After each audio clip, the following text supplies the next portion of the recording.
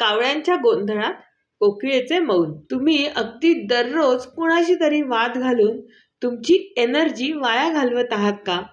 की त्यापेक्षा तुमच्या मनाची शांतता आणि तुमचा मौल्यवान वेळ तुमच्यासाठी अधिक महत्त्वाचा आहे?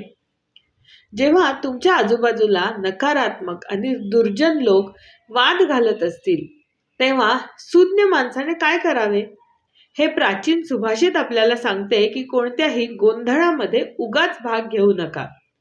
कोलाहले काककुलस्य जाते विराजते कोकिल कूजितम किम परस्परम संवदता खलानाम मौनम विधेयम सततम सुधीभिः.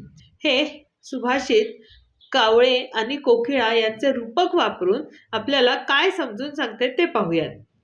कोलाहले काककुलस्य जाते विराजते कोकिल कूजितम किम म्हणजे काव काव चालू असताना कोकिळ पक्षाचे कुहू कुहू गायन शोभून दिसते काय? खरं तर ते ऐकू तरी येईल का? तर ते लोपून जाते. त्याचप्रमाणे परस्परम संवदताम खलानाम म्हणजे जिथे दुष्ट लोक परस्परांशी बोलत आहेत, परस्परांशी वादविवाद करत आहेत, मौनम विधेयम सततम सुधीभिः त्यावेळेला सुधीभिः म्हणजे विचारी माणसाने मौन बाळगावे म्हणजे गप्प बसावे. दुष्ट माणसाच्या गोंधळामध्ये विचारी माणसाच्या बोलण्याचा अपमान होऊ शकतो.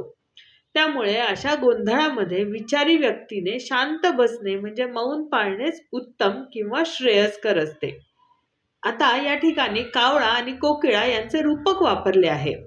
कावळा हा गोंधळ, कर्कश आवाज किंवा नकारात्मकतेचे प्रतीक म्हणून इथे वापरला आहे. तर कोकिळा म्हणजे गोडवा, शांतता आणि ज्ञानाचे प्रतीक म्हणून वापरले आहे. तर जेव्हा वातावरण गोंधळाने भरलेले असते तेव्हा कोकिळेचा गोड आवाज देखील वाया जातो. त्याचप्रमाणे तुमचे सद्गुण किंवा तुमचा शांत प्रतिसाद अशा नकारात्मक वातावरणामध्ये लक्ष वेधून घेत नाही, उलट तो कुठेतरी लोप पावतो. आणि म्हणूनच खलानाम म्हणजे अशा दुर्जन लोकांशी वाद घालून उगाच ऊर्जा वाया घालवू नये असे इथे सुभाषितकाराला म्हणायचे आहे. तर त्यावेळेला तुमचे मौन हाच तुमचा सर्वात योग्य आणि सर्वात सुज्ञ प्रतिसाद आहे.